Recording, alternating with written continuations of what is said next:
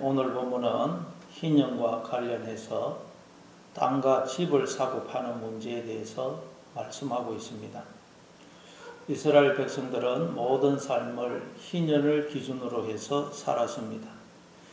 왜냐하면 희년이 되면 모든 것이 원래대로 돌아가기 때문입니다. 종되었던 사람은 자유케 되어 가족에게로 돌아가고 빚졌던 모든 것은 탕감이 됩니다. 그리고 그들이 사고 팔았던 땅과 집도 원래의 주인에게로 돌아갑니다. 그러나 이렇게 되면 현실적으로 문제가 발생할 수 있습니다. 예를 들어 집을 누군가로부터 사서 가족들이 오랫동안 잘 살고 있는데 희년이 되어 그 집을 원래의 주인에게로 돌려주어야 되면 이들은 어디서 살아야 됩니까? 요즘이 안 되면 원룸이라도 들어가면 되겠지만 옛날에는 그렇지가 않았습니다. 집을 짓거나 구하는 것이 대단히 어려웠습니다. 그래서 그런 여러 가지 현실적인 문제가 발생할 때 어떻게 해야 되는지에 대해서 말씀하고 있습니다. 우리의 삶도 마찬가지입니다.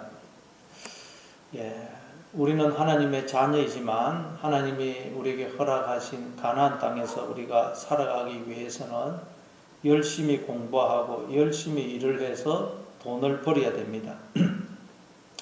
그런데 우리는 받은 은사나 재능이나 능력이 다 다릅니다. 받은 달란트가 다 다릅니다. 그래서 어떤 사람은 건강하게 살고 부자로 살지만 어떤 사람은 병약하게 살고 가난하게 살기도 합니다. 다 같은 하나님의 자녀인데 왜 하나님께서 어떤 자녀는 부유하게 하시고 어떤 자녀는 가난하게 하시는 것일까요?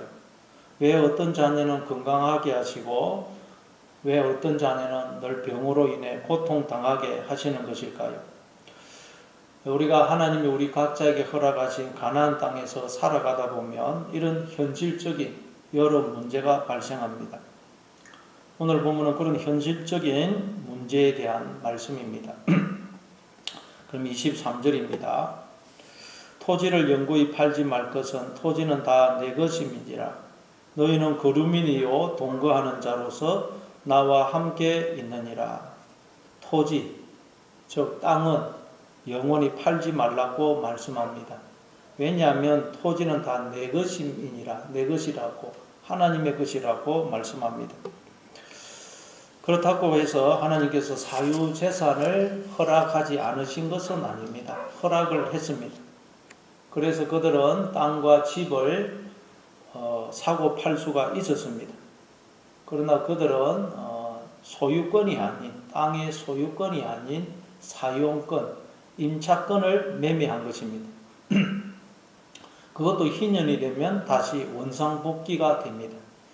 이렇게 해서 하나님은 바로 우리들로 하여금 나는 누군지 우리에게 주어진 모든 것은 누구의 것인지 깨닫게 하셔서 인간들의 그 끝없는 욕망에 브레이크를 거신 것입니다. 땅이라는 것은 앞에서도 말씀드렸듯이 삶의 터전, 기반을 의미합니다. 땅이 있기 때문에 우리는 땅을 밟고 서서 걷고 활동을 할 수가 있습니다. 땅이 있기 때문에 우리가 존재할 수 있는 것입니다. 땅이 없으면 우리는 존재할 수가 없습니다. 그리고 땅에서 나오는 것을 우리가 먹고 살고 땅에다가 집을 짓고 살아갑니다. 또한 우리도 땅에서 나왔습니다. 하나님이 땅의 흙으로 우리 인간을 지으시고 그 코에 생기를 불어넣으심으로 우리가 생명으로 존재하지 않습니까? 따라서 땅이 하나님의 것이라는 말은 우리에게 주어진 모든 것이 하나님의 것이라는 말입니다. 그렇습니다. 원래 우리는 없음이었습니다. 따라서 나에게 주어진 생명, 육체, 건강, 은사, 재능, 종기, 영광, 가족, 배우자, 자녀, 물질, 지위, 이 세상 모든 것은 하나님이 주신 하나님의 것입니다. 고린도전서 4장 7절입니다. 누가 너를 남달리 구별하였느냐? 내게 있는 것 중에 받지 아니한 것이 무엇이냐? 내가 받았은 적 어찌하여 받지 아니한 것 같이 자랑하느냐? 우리는 다 받은 것입니다. 그러니까 우리가 하나님이 허락하신 가나안 땅, 이 세상에서 살아갈 때에 우리가 기억해야 될 첫 번째 사실이 이것입니다. 땅은, 모든 것은 하나님의 것이다. 이걸 우리가 늘 기억하고 살아야 됩니다. 그래서 죽을 때 우리는 아무것도 가지고 가지 못하는 것입니다. 내 것이 아니기 때문에. 내 것이면 가지고 가겠죠. 우리는 그러니까 잠시 새들어 사는 것입니다. 그래서 하나님은 우리에게 너희는 거류민이요 동거하는 자로서 나와 함께 있느니라 고 말씀합니다. 너희는 거류민이라고 그래요. 우리 보고 거류민, 계류인데 객, 나그네, 이방인, 임차인, 소작농이라는 뜻입니다. 그러니까 우리는 하나님께서 잠시 이 땅에 머무르는 것을 허락하신 나그네라는 것입니다. 객이라는 것입니다. 지나가는 거류민입니다. 그럼 우리는 주인이 아닙니다. 근데 왜 우리가 다른 사람과 나를 비교해서 교만하거나 또는 열등감과 우울에 사로잡히는 것입니까? 땅이 인간의 것이라고 생각하기 때문입니다. 그래서 야, 저 사람은 저렇게 땅이 많은데, 가진 것이 소유가 많은데 나는 왜 이렇게 땅이 적나? 가진 것이 적나? 그러면서 우울해하는 것입니다. 그러나 여러분, 땅은 인간의 것이 아닙니다. 인간은 잠시 이 땅에 머무르는 것을 허락받은 객이요, 거류민이요, 나그네입니다. 임차인이요, 소작농입니다. 이게 우리가 가나안 땅으로 상징되는 이 세상을 살 때에 기억해야 될 첫 번째 사실입니다. 땅은 하나님의 것이라. 우리는 잠시 머무르는 것을 허락받은 객이고 나그네고 거류민입니다. 그래서 히브리서 11장 13절에 보면 이 사람들은 다 믿음을 따라 죽었으며 약속을 받지 못하였으되 외국인과 나그네임을 정언하였으니 그들이 이같이 말하는 것은 자기들이 본향 찾는 자임을 나타냅니다. 우리 앞선 믿음의 선진들은 그들의 삶을 통해서 우리에게 우리는 잠시 이 땅에 와서 머무르다가 가는 외국인이고 나그네다 하는 것을 정언하고 있다는 것입니다. 그렇습니다. 제가 가끔 시골 고향에 가보면 제가 어렸을 때 그렇게 쟁쟁하시던 어르신분들이 다 어디로 가셨는지 없어요. 어디로 가셨습니까? 다 돌아가셨죠. 바로 인간은 이 땅의 주인이 아니고 잠시 이 땅에 머무르는 것을 허락받은 나그네요, 객이요, 거류민임을 보여주고 있는 것입니다. 그렇지만 또 하나님은 우리에게 뭐라 그러십니까?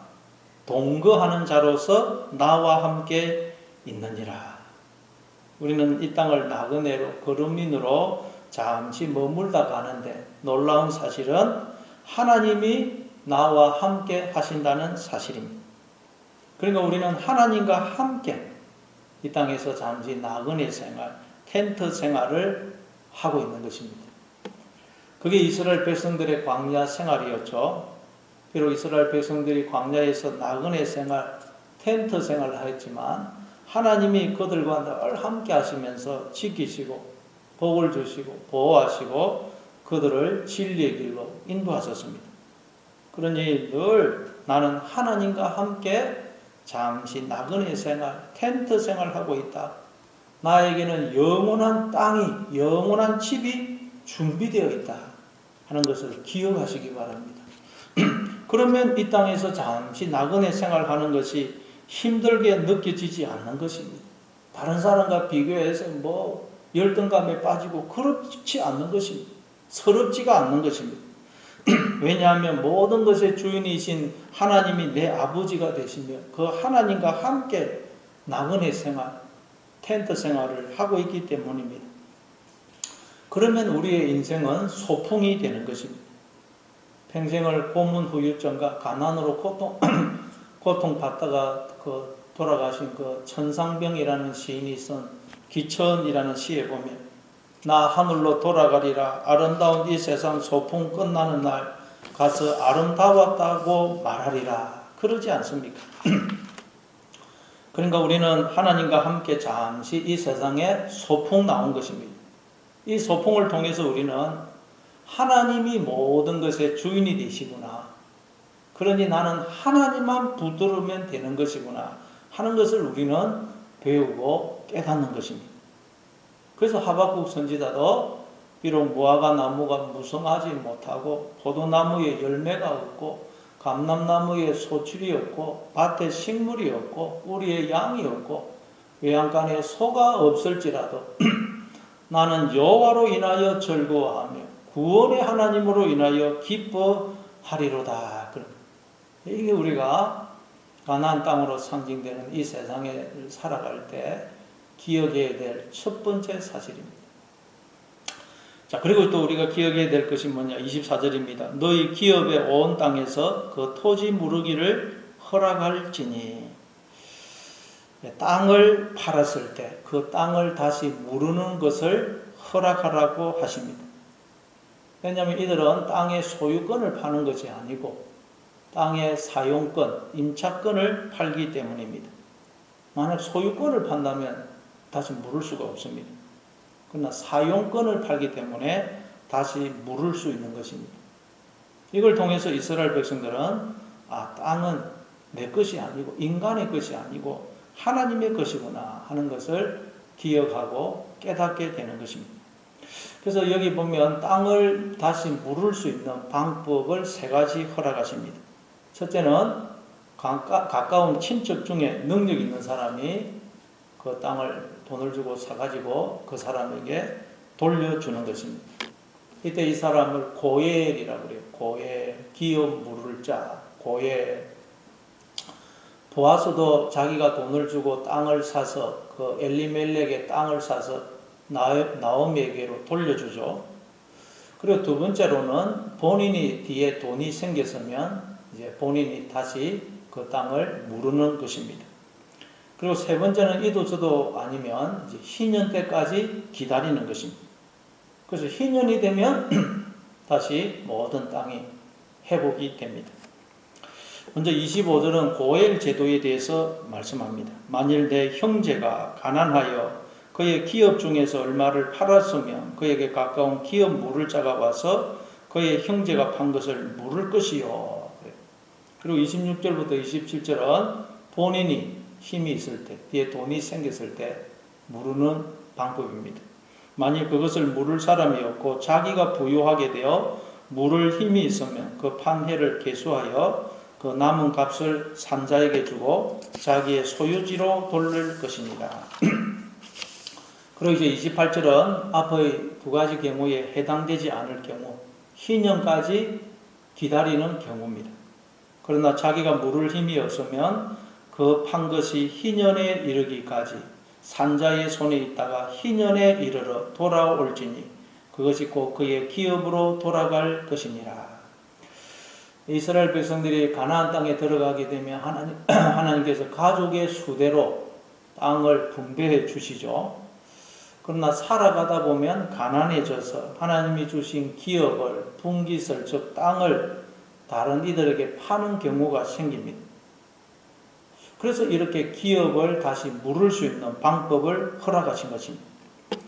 마찬가지로 하나님이 우리를 이 세상에 보내실 때 다 각자에게 기업을 분깃을 주셨습니다. 땅을 다 분배해 주셨어요. 하늘에 속한 모든 신령한 복을 주셨습니다. 그러나 우리가 이 땅을 살아가다 보면 하나님이 주신 기업을 복을 팔아먹을 때가 있습니다. 잃어버릴 때가 있습니다. 탕자가 그랬죠. 가지고 간 재산을 다 허비해 버렸습니다. 그래서 우리가 풍성한 삶을 살지 못할 때가 있습니다. 그래서 예수님이 우리의 진짜 고엘로 오신 것입니다. 우리가 팔아먹은 것, 잃어버린 기업, 분깃을 다시 물러주시려고, 회복시켜 주시려고 오신 것입니다. 요한복음 10장 10절입니다. 도둑이 오는 것은 도둑질하고 죽이고 멸망시키려는 것뿐이요 내가 온 것은 양으로 생명을 얻게 하고 더 풍성히 얻게 하려는 것이라.